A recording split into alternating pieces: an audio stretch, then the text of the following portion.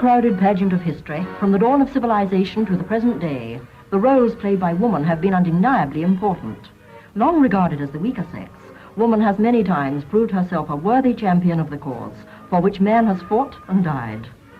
One reads of her valor and bravery in war, her skill in the arts, her devotion and patriotism, the tenderness, love and encouragement which she combines with a wise understanding and care, so befitting her in her role of the eternal mother of man. Let us bring history up to date and see how woman is taking her place at man's side in the railway life of Great Britain.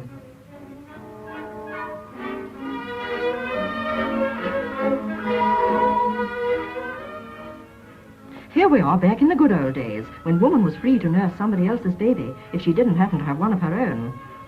Then again, her deft fingers would be employed in bringing back the tide to somebody else's permanent wave. Midday would find her serving somebody else's joint and two veg.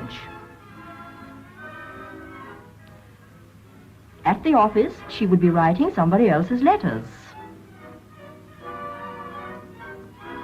And in the domestic world, she would clean somebody else's house up before and after the night before. Last, but by no means least, she would of course take care of the baby.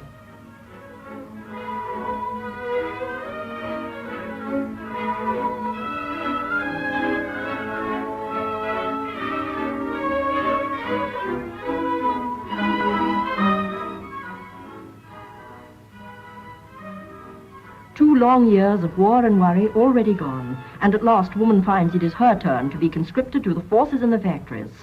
But she won't shirk the responsibility.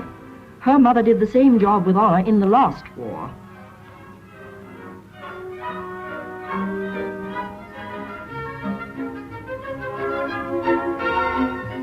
From ration points to traffic points may be a far cry, but she is quite at home with either. Invested with the authority of the law, she regulates the station traffic without argument, but with just that smooth but commanding movement of the arms.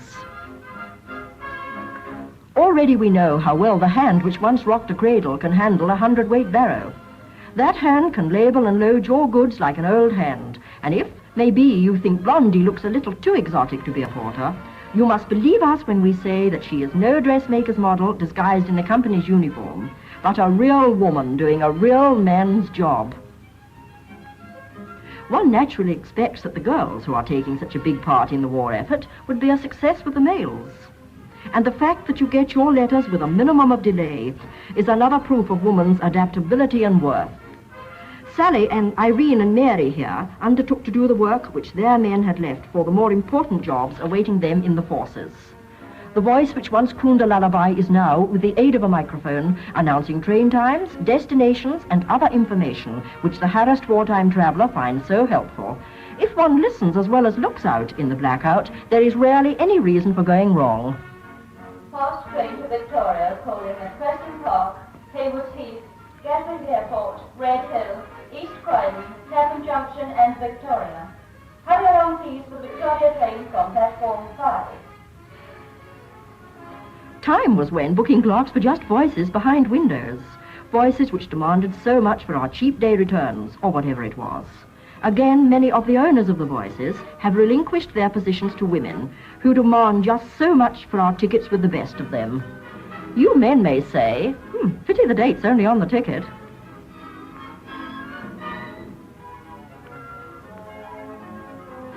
At the platform barrier, the fingers which clip your ticket so capably are the hands of the busy woman whose interest for many years has been the careful running of her home. The owner is fully conversant with the details of the timetable, and she is seldom caught napping by the man who tries to pass her with an out-of-date ticket.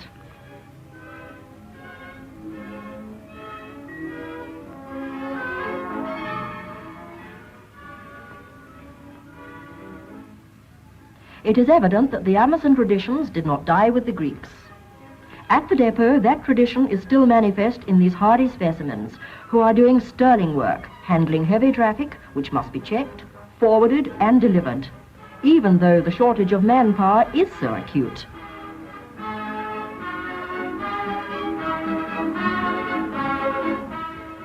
Elsie and Doris, the two who kept their powder dry, girls will be girls.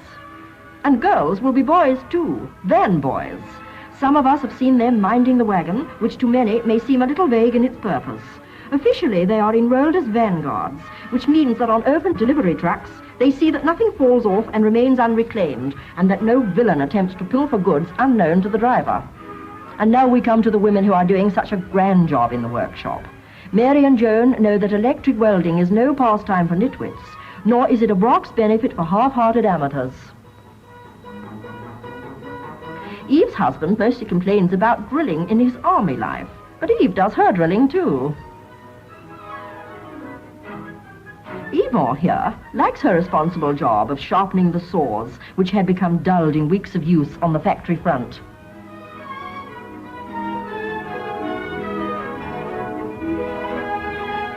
The modern miller's daughter has the sterner task of milling munitions of war. Jane swears that drilling holes in armor plate isn't half so difficult and nerve-wracking as drilling into her husband's head the fact that she deserves a new hat. Victoria herself told us that this machine is a capstan lathe. Even though it appears to be most elaborate and unwieldy, Victoria is aware of all its complications as she's a valued member of our wartime community of workers. And if you want to know what the lathe does, ask Victoria.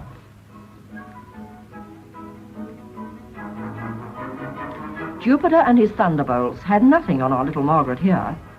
It's true that all her creations get knocked on the head, but she won't be discouraged. Driving chairbolts through sleepers calls for some hard hitting, but there was no lack of volunteers for this strenuous work. These enthusiasts were determined to get their blows in, even if they did have to use two hands in the process. Jessica took on the job of welding boiler tubes and enjoys a display of indoor fireworks as often as she pleases. Normally she doesn't play with fire, but war conditions undermine the best of resolutions.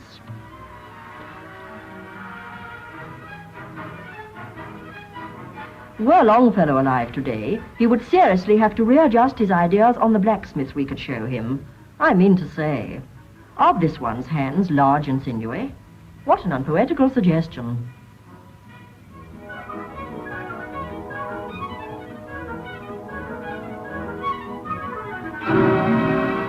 We thought that this looked quite a jolly sort of game with free petrol thrown in, but this modern Boadicea let us have a try, and our pride prevents us from letting you see the results. However, driving a Dodgem car is child's play in comparison. Testing gauges and machine parts for flaws is another task which women are tackling. One imagines that the precision and care with which the women work is the result of long service in food emporiums, where the weighing of constables to the 100th part of an ounce is everyday activity. Telegraph poles are required in large numbers on a railway, and the bark is first to be removed. The foreman told us that he had to be careful to roll his R's when telling these ladies that their job would be to strip trees. And, by the way, these were the only poles we have come across during this war who take what is coming to them lying down.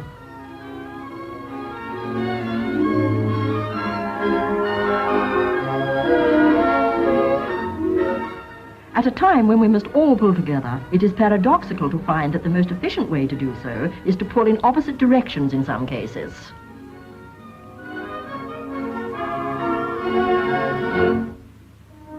The possibility that true lovers' knots and war work could so amicably combine did not occur to us till we saw Ethel and Evelyn start twiddling the wire necessary to make concrete into reinforced concrete. Molly has a hand in mixing the concrete pudding, which she leaves in the mould to set. And then our old friends, Ethel and Evelyn, stack the finished blocks with the precision of a bee, making honey cells, carrying them with the care that a bride would lavish on her first cake. Few passengers, if any, have a thought for how their ticket is produced. Some, we fear, even think that they are quite unnecessary, but that is often the subject for another tale. Each, however, calls for a separate setting of small type. Take a closer look at the next one you buy. This is just the job for nimble fingers. The actual printing and packing may not be so intricate, as each one is numbered and must be in its proper place. Her mind must not be on the slip she might be going to make when she gets home. It may seem an anachronism to introduce a bridge party into a film about women at war, but here is one doing a splendid job in The Line Behind the Lines. Every member made a bid for emancipation, turned up trumps, and became an ace worker almost before one could say rubber. They can be regarded as veritable diamonds in the crown of woman achievement. With their hearts in the right places, they club together doing valuable spade work. Hello, have you been eavesdropping? You want to show us what real spade work can be. Very well, we will include you in our picture since you insist. But please tell us what all this energy is about. Burying a cable, are you? You say the work is much easier than it looks, because all the time you like to pretend it is a grave for Adolf. A grand idea. Make it big enough to hold Herman, Rib, and little Gabby as well while you are about it, and you will soon be able to bury all the cable you want to.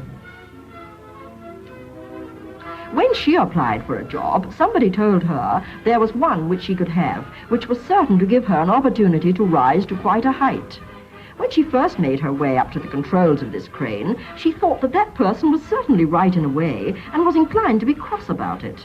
But she has now forgiven him, because she realizes that the daily climb can be so good for the figure, particularly as the rest of the day's work is not very exhausting.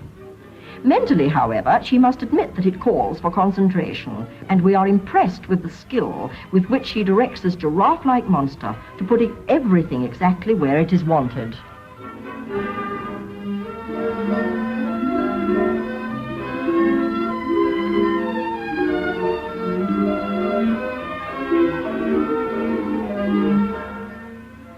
Whatever containers contain is as much a mystery to us as that of the sausage and the shepherd's pie.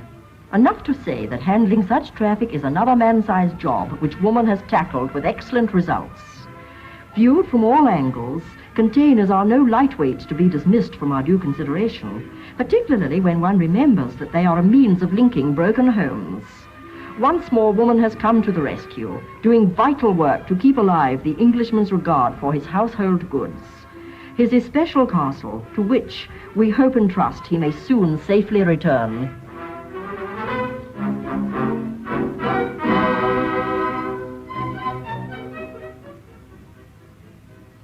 And so at the end of the shift, the homeward trek begins, and these stalwarts leave the workshop and railway yard, maybe to take up more domestic duties. We have now paid our tribute to woman as a wife, a mother and a grand fellow worker.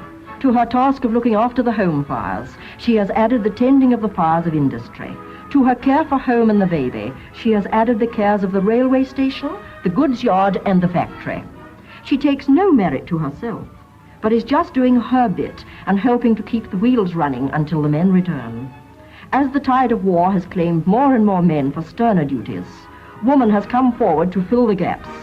She has taken on one task after another, and has become so capable that, for the time being, she can really almost do without men.